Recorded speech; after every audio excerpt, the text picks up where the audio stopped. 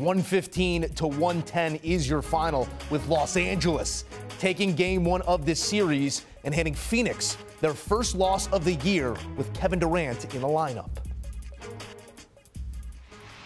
NBA insider Bill Reiter here with more. Bill, unbelievable final stretch here to this game. Back and forth battle throughout. A lead as large as 16 for LA in the first half. It disappears.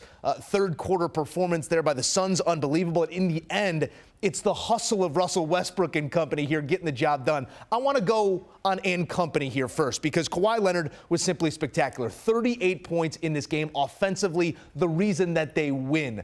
Have we maybe lost sight of who Kawhi is in these types of moments, having not seen it here for the last couple of years? Yeah, Joe, 100%. I think you nailed it. And I can remember a few weeks ago talking to an NBA general manager about how wide open it felt like the Western Conference was. And I made the mistake of saying offhandedly, well, other than whoever the Suns play, they're probably a lock to go deep.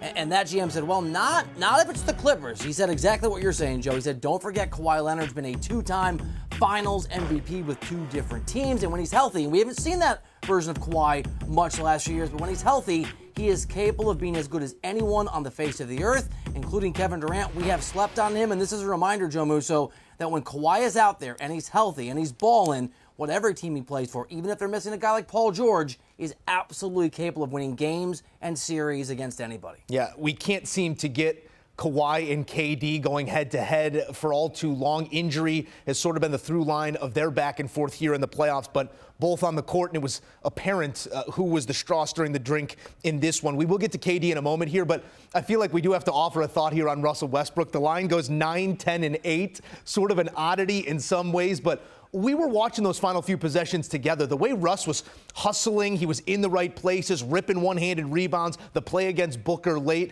How do you sort of wrap your head around who Russell Westbrook is and his value to this team as they do try and take down the Suns here in round one?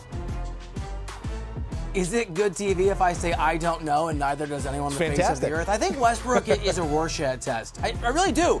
Like, you hold up his box score, because he was something like 3 of, I think, 19 is where he finished. You hold up his box score, and you can kind of see, if you watch the game, what you want to see. You can focus on the 3 and 19 and the shooting that would resemble maybe what I would do if I were, unfortunately, in an NBA game. But you're right. There's things that don't appear in the box score, the giant rebounds, just the determination and the ability to will his team at the end, especially that play on Booker that you noted, to that victory. In the end, Russell Westbrook is going to be about how far his teams go and the contributions that he gives. And Joe, I've certainly been at the forefront of being critical. He did not fit with the Lakers. They've been obviously markedly better since the trade deadline, since he went away.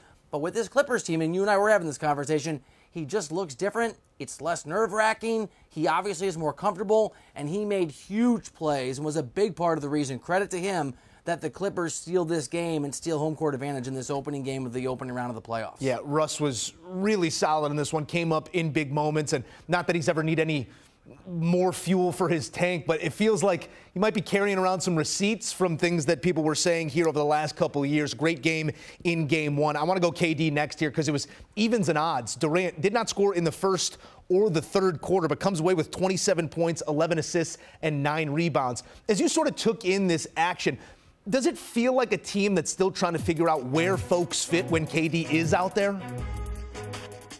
Yeah, I think that's exactly right. As an individual, Kevin Durant's obviously a marvelous, transcendent, all-time great, whatever you want to say, player. We know that. The key is going to be his ability to get into a groove with his teammates, and we're not there yet. Obviously, he can have a positive impact, and obviously those guys are capable, Devin Booker in particular, I think, Joe, of being really, really helped out by just the presence of Kevin Durant.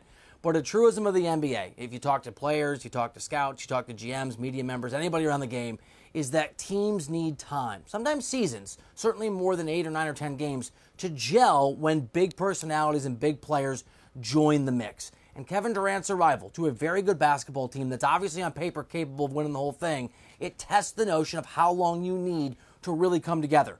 Maybe it's going to happen.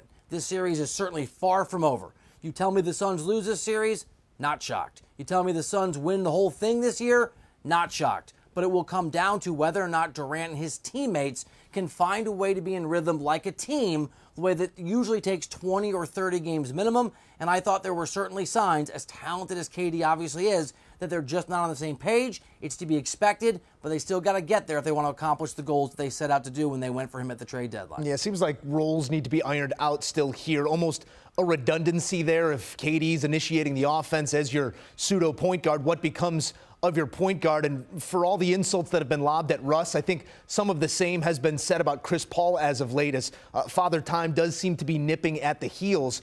It feels like a crazy question to ask, especially off of, I believe, 10 assists here and 11 rebounds, but from the floor, 2 of 8, just 7 points. Is there more court for Kevin Durant to work with when Chris Paul is not out there? Yeah, I think there is. Well, look, I think it's two things. I think, one, you're right. Certainly Chris Paul looks older, and there were some key moments at the end of the game where Chris Paul got some separation, took some shots, some of those jumpers that he is normally going to make, right? One of the great shooters in the history of the sport, especially from close range, and he just didn't hit them. I thought he's looked old all season. But I think it goes back to our previous conversation. Yes, right now, I think Kevin Durant clearly looks like he's got more freedom and space, and I think comfort's the key word when Chris Paul's not out there. But that was true at stretches when Steph Curry and KD were on the floor early in their Warriors tenure, and they had to figure it out, right? The problem becomes they had an entire season and a very talented team in order to do that, and there was a culture in Golden State that I think made it a lot easier to acclimate someone like Kevin Durant. It's a different culture. It's a different approach with the Suns and certainly with Chris Paul than with Steph Curry. And obviously it's just a fraction of the games. So they can get there, but again, it's just a matter of how quickly Chris Paul, Kevin Durant, and the rest of those guys can just find a way to be in a groove together, particularly, you're right, who initiates the offense and what role Chris Paul plays versus Kevin Durant when they're on the floor together. Unfortunately, I cannot offer them a full season of work. Instead, 48 hours, going to get the job done. We'll see if they can figure it out here for Game 2. Bill Reiter going to be with us through it all. Thank you, Bo. Here's a look at the Suns and what they've been with Kevin Durant. They've been unbeatable until Game 1 against the Clippers. Their first loss with KD in the lineup. Game 2 coming your way in 2 days as the Clippers try and flip this series on its head. Do you want a sports network that delivers everything that matters about the game? The highlights, the picks, the instant analysis, no yelling, no fake debates, no politics.